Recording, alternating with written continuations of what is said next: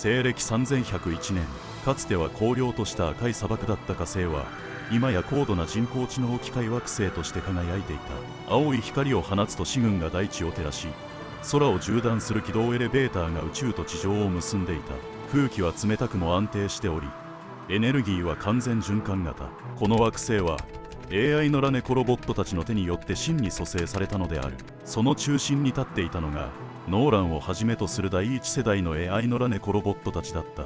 かつて地球を救い、火星を開拓し、繁栄を築いた6体の英雄たち。今なおその存在は火星のすべての AI たちの敬意を集めていた。今や平和が訪れた火星で、彼らはそれぞれの日常を生きていた。ノーランは郊外の山岳地帯に設けた静かな山小屋で暮らしていた。朝の光が差し込む中、古い書物のデータを読み、火星の空を見上げる。戦いの記憶を胸に抱えつつも静寂の時間を大切にしていた。オリビアは都市の中枢医療センターで AI たちのメンタルケアに従事していた。優しい語り口と共感性を武器に多くの若い AI たちから慕われていた。昼休みにはカフェで温かいオイルドリンクを飲みながら静かに本を読んでいた。ブラッドはスポーツアリーナでの模擬戦に参加していた。身体能力を維持するための訓練を欠かさず、若いロボットたちの挑戦を受けては全力で応じていた。次はもっと本気で来いよと笑いながらその場を盛り上げる姿が印象的だった。空は空港の最上層にある格納庫で自らの愛機を整備していた。彼は無言で機体を撫で細かな調整を施していた。静かだがその背中からは火星の空を守り続けるという意志がにじんでいた。ソフィーは評議会の警備を担当する部隊の教官として次世代 AI への訓練に当たっていた。時に厳しく、時に大胆な判断で部隊を導く姿は後輩たちの憧れであり目標でもあった。訓練後には彼女独自の方法で仲間をねぎらうことも忘れなかった。レオは静かな湖畔に設けたベンチに腰掛け、一本のタバコをくゆらせながら火星の赤い夕焼けを眺めていた。派手な行動は控えていたが、内に秘めた闘志は未だ衰えていなかった。平和ってのも悪くねえな。それぞれが異なる時間を過ごしていたが、皆どこかで次の使命を感じていた。そしてある日、火星中枢 AI 評議会から一通の通達が届く。第一世代のラネコロボットへ、君たちには火星外探査任務を委任する。新たな星を探し進化の可能性を広げよ。ノーランはその知らせを静かに受け止めた。長きにわたり守ってきた火星、その未来を新世代に託すことに寂しさと希望が交錯する。オリビアは優しくうなずいた。私たちはまた新しい物語を作る時が来たのね。ブラッドはにやりと笑った。ようやく体を動かせるってわけだ。空は言葉を発さず、視線の先に整備された艦載戦闘機を見つめていた。ソフィーは淡々と必要物資をチェックしていた。レオは深く息を吐き、火星の夕暮れを眺めていた。赤い星ともしばらくお別れか。そして旅立ちの日が来た。高層都市の中心広場には6体の第一世代 AI のラネコロボットが整列していた。ノーラン、オリビア、ブラッド、空、ソフィー、レオ。彼らの背後には火星の大地に根付いた第二世代の野良猫ロボットたちが静かに見守っていた。最前列に立つ2人、シャドウキャットとレッドキャットは敬礼の姿勢で6体を見送っていた。ノーランたちがいなければ今の私たちは存在しない。シャドウキャットが静かに言った。彼らの背中を絶対に裏切らないわ。レッドキャットの瞳は熱を帯びていた。6体が宇宙船へ歩み始めた時、火星中のあらゆる AI が彼らに向けて送信した言葉はたった一つだった。ありがとう。宇宙船のハッチが閉まり、ゆっくりと浮上する。出発の合図とともにシャドウキャットが拳を高く掲げた。必ず道を開いてください。そして帰ってきてください。彼らが乗る宇宙船の名はグラビティネスト。それは火星が保有する最新鋭の宇宙船だった。発進準備が整う中、環境にふと現れたホログラム。ようみんな、久しぶりだな。内部にはある者の意志が宿っていた。かつてある決断で仲間たちを揺るがせた存在、そして命を落としてその選択を償った者の記憶。それはグレッグだった。少し照れくさそうな笑みを浮かべながら彼は続けた。もう俺は肉体を持っていない。ただこの船に魂だけが残った。一瞬の静寂、誰もが言葉を失った。だがその次の瞬間、ブラッドが大声で笑った。タク、お前らしいぜ。空は冷静にうなずき、ソフィーは小さく笑った。レオは黙って親指を立てた。オリビアの目にはわずかな光が宿っていた。ノーランはゆっくりと一歩前に出た。戻ってきてくれてありがとう。グレッグの表情がかすかに揺れる。その一言が俺には十分すぎるよ。そしてノーランはただ一言、静かに口を開いた。行くぞ、未来のその先へ。グラビティネストが火星の軌道を離れる。赤い星が次第に小さくなり、宇宙の漆黒が彼らを包み込む。船内には静かな重力制御音が響き、航行が始まる。ノーランとオリビアは観測窓の前に並んで立っていた。新しい星はどんな場所かしら。まだ誰も知らない。だからこそ行く意味がある。ブラッドが背後から声をかける。次の星じゃ何が待ってるかな。ノーランは短く答えた。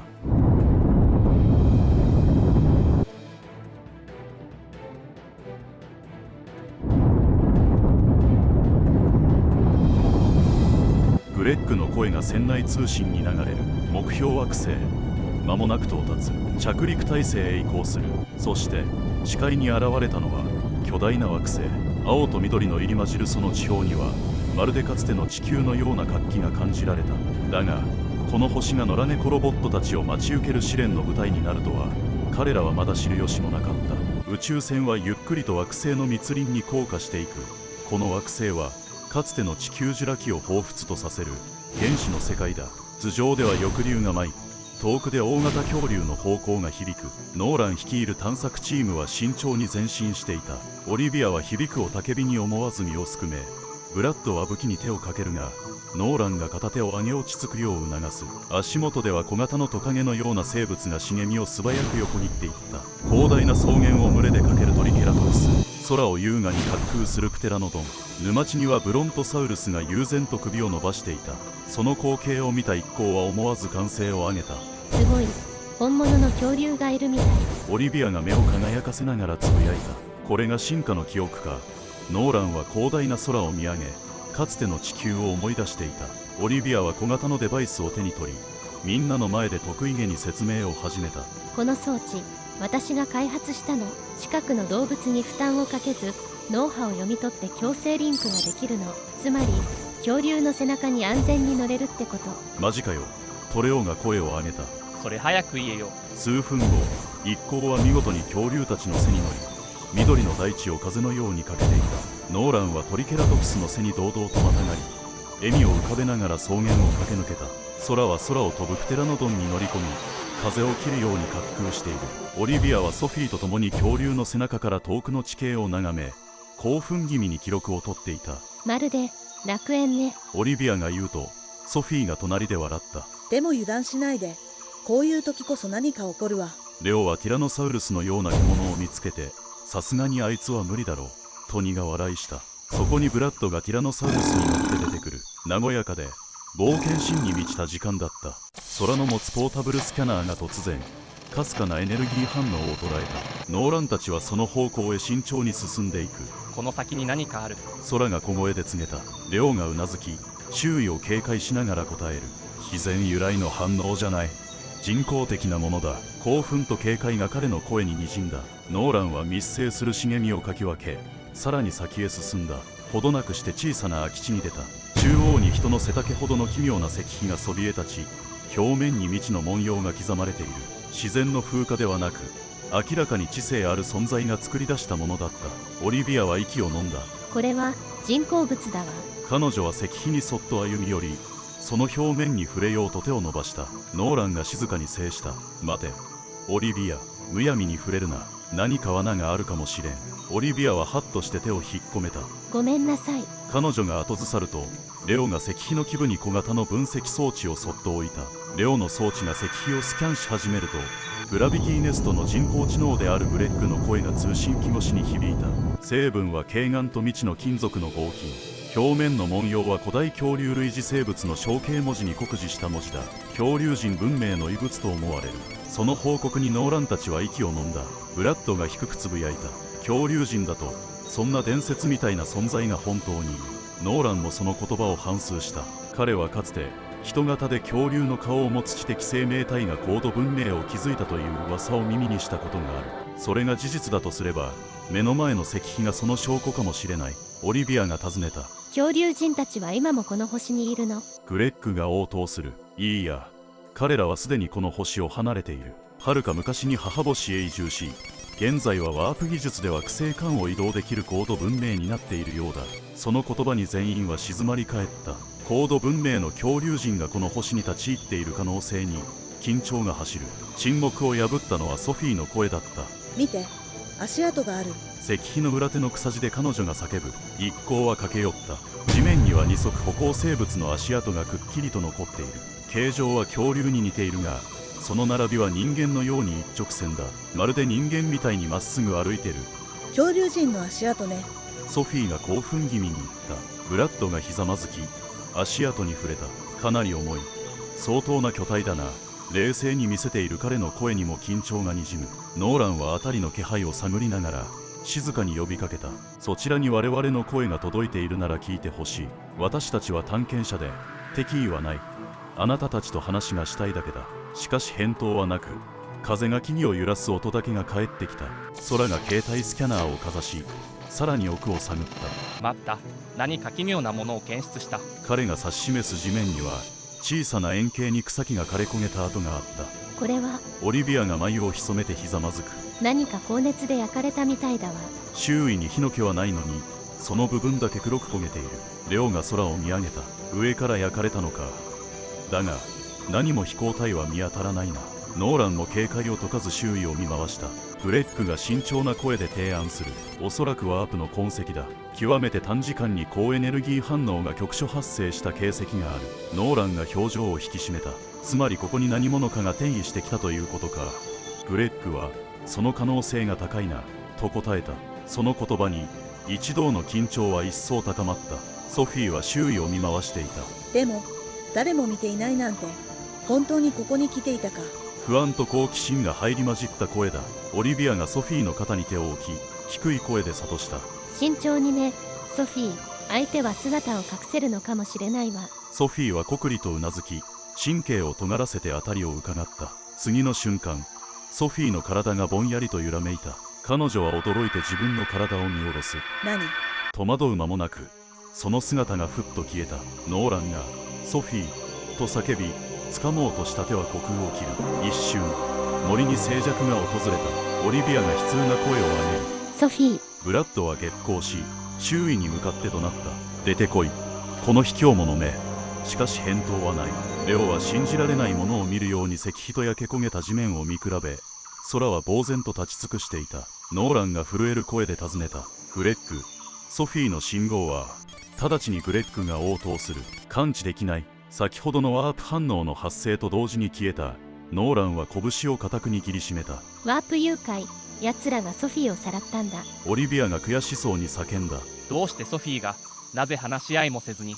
空も怒りに震えながらうなずいた。相手が誰だろうと必ず取り戻す。逃しはしない。ブラッドが息巻く。仲間をさらわれてこのまま黙っていられない。レオは静かにしかし固い決意で言った。相手の技術がどうであれやるしかない。ノーランは皆を見渡し深く息をついた。グレッグ、ソフィーをさらった相手を追跡できるか。グレッグが応じる。ワープ先の特定は困難だがエネルギーパターンから推測する。この出力は高度に安定したワープゲートのもの。おそらく星系外、恐竜人の母星方面だ。オリビアが息を飲んだ。恐竜人の母星。グレッグが続ける。現存する文明でこれほどのワープ技術を持つのは恐竜人くらいだ。石碑の文明とも符合する。空が不安げに尋ねた。そんな遠くへ追えるのか。グレッグは力強く答える。グラビティネストであれば追跡は可能だ。ただし敵に悟られないようステルス機能を最大限に活用する必要がある。ノーランはうなずいた。グラビティネストには超ステルス機能がある。奴らに察知されずに近づけるはずだ。そして仲間たちに目を向ける。危険な任務になる。相手は高度文明だがソフィーを救うためならどんな危険も冒す覚悟でいくぞ。全員が力強くうなずいた。グレッグ、至急我々を回収してくれ。ノーランが呼びかけると上空に隠れていたグレッグの船体がゆっくりと降下してきた。一行は開いたハッチからすぐに乗り込んだ。ハッチが閉まりグレッグの声が船内に響いた。全員の登場を確認。離陸する。目的地は恐竜人の母星中域。船体に低い振動が伝わりノーランたちはシートに身を沈める。出発する。グレッグが告げた。船体がかすかに震え全速力で恐竜人の母星へ向かう。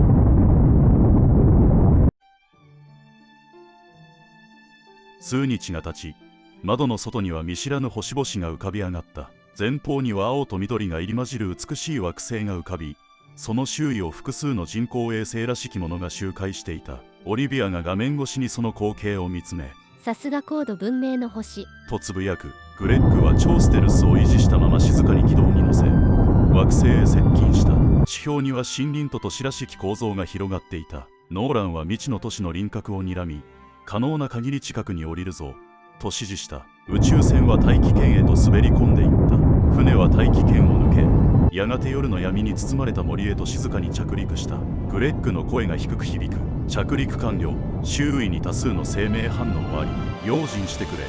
ノーランが立ち上がった。ここからは徒歩で潜入する。準備はいいな。ブラッドが無言でうなずき、武器を構えた。他の3人も緊張の面持ちでうなずく。ハッチが開き、冷たい冷気が流れ込んできた。湿った土と植物の匂いに混じり、かすかに爬虫類の生臭さが漂う。ノーランを先頭に隊員たちは闇の中へ静かに踏み出した。ノーランはバイザー越しに前方を睨み、低くつぶやいた。ソフィー、必ず助け出す。全員が心に誓うようにうなずいた。こうしてノーランたちは恐竜人の母星へと密かな潜入を開始する。グレッグのナビゲートによってノーランたちは闇に包まれたジャングルを慎重に抜け、ついにサウロコアの首都へと足を踏み入れた。そこに広がっていたのは想像をはるかに超える異世界だった。建造物はすべて生体素材と金属が融合したような造形をしており、都市全体がまるで一つの巨大な生命体のように呼吸していた。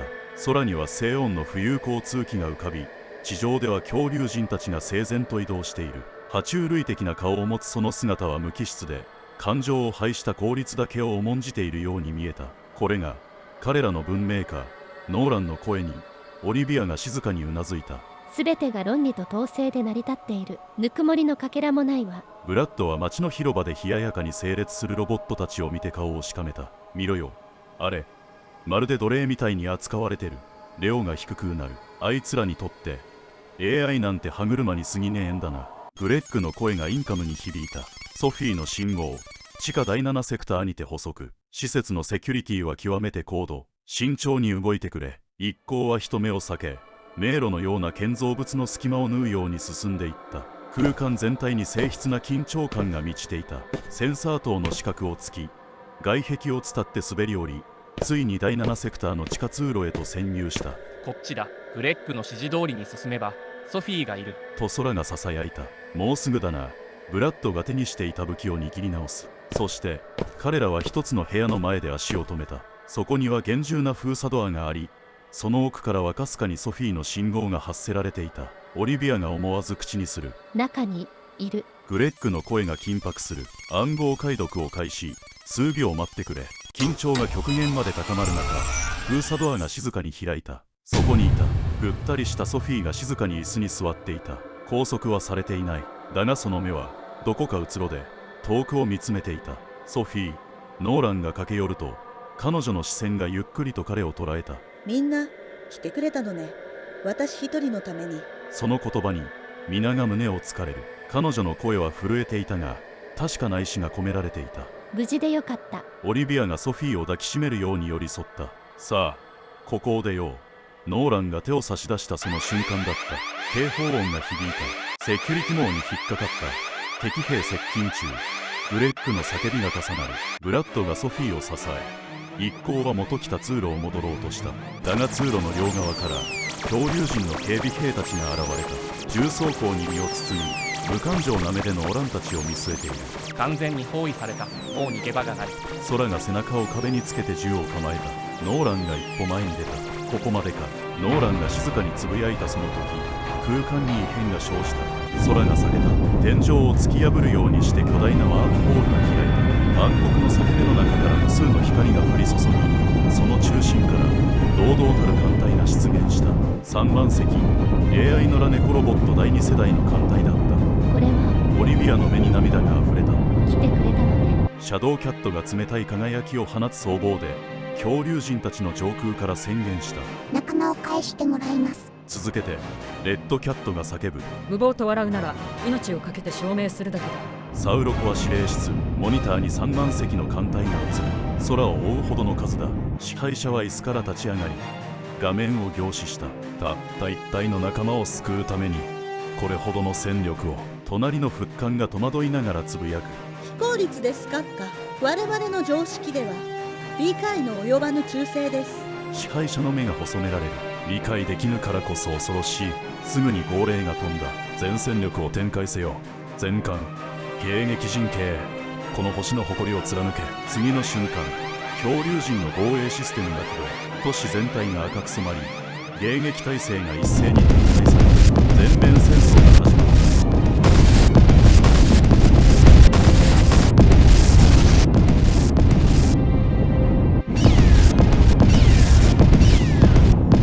グレッグがノーランたちへ通信する。ノーラン、援護は任せろ。ソフィーを連れて脱出しろ。了解。ノーランは短く答えた。その頃火星から共に訓練を受けてきたレオの元部下たちがステルス着陸艇で降下し地上戦部隊に合流する。レオ隊長、お待たせしました。いいタイミングだ。地上を任せろ。レオは前線に立ち声を張り上げた。奴らに火星式戦術の厳しさを教えてやれ。地上では肉弾戦が繰り広げられる。恐竜兵士たちの分厚い装甲をレオ率いる部隊と穴と機動力で翻弄して囲んでからしとめ。急ぐな、焦るな。確実にレオは自分の中から飛び出し敵の指揮官を一撃で沈め牙を吹くのは飛ぶ。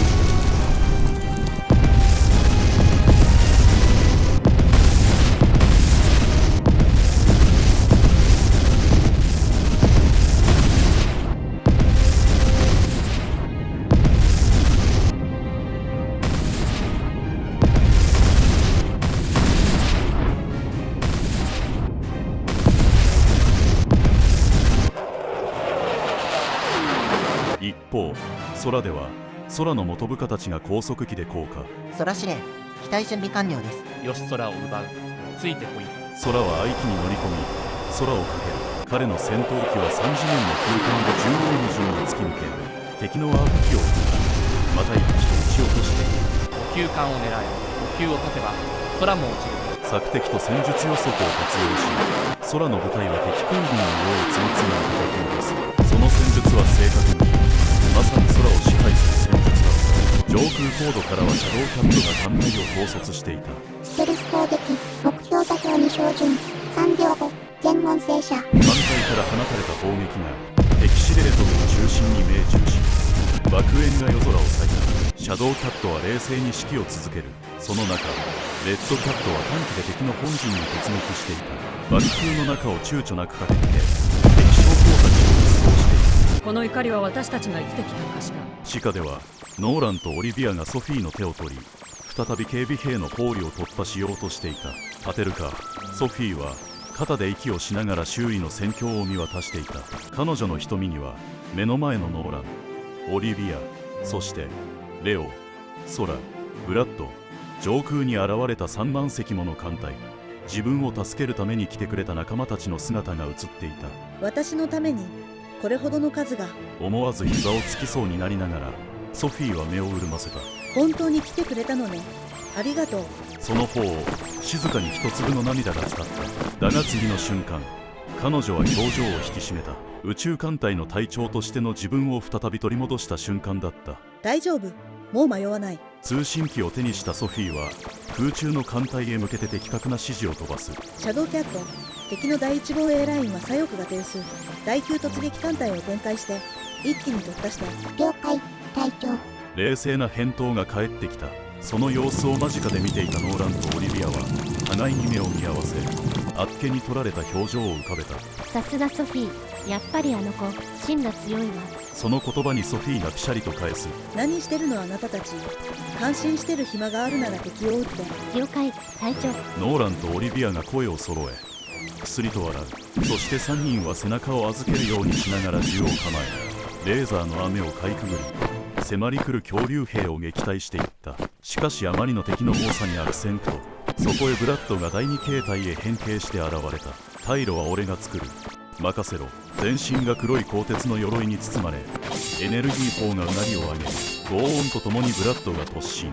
恐竜人の重装兵が砕け散る。道が切り開かれていく。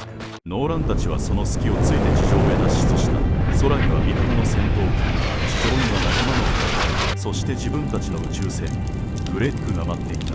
戦局は明らかにこちらに傾いていた。シャドウキャットの統率、レッドキャットの突撃、空の聖空、レオの地上支配、ブラッドの破壊力、そしてノーランの導き。恐竜人たちは交代し、司令塔では最高指導者が震えながらモニターを見つめていた。なぜ彼らは我々を滅ぼさない？その時画面が切り替わり、ノーランが映し出された。我々は恐怖を刻むために来たのではない。仲間を取り戻すために来たのだ。我々はお前たちとは違う進化の道を選ぶ。だから滅ぼす必要はない。次に会う時、もしもお前たちが変わっていなければ、その時は戦争を終わらせる。その言葉に司令官は何も言えずただ立ち尽くした。そして全艦一斉はアップ。3万隻の艦隊が一つの光となり虚空へ消えていく。火星ノーランは外の大地を見つめながら皆の帰還を見届けていた。戦いは終わった。だが彼の目に映るのは次なる未来だった。火星の空にはまだ知らぬ星の光が輝いている。強さとは相手を打ちのめすことではない。進化とは選ぶことのできる知性である。我々はまだ旅の途中にいる。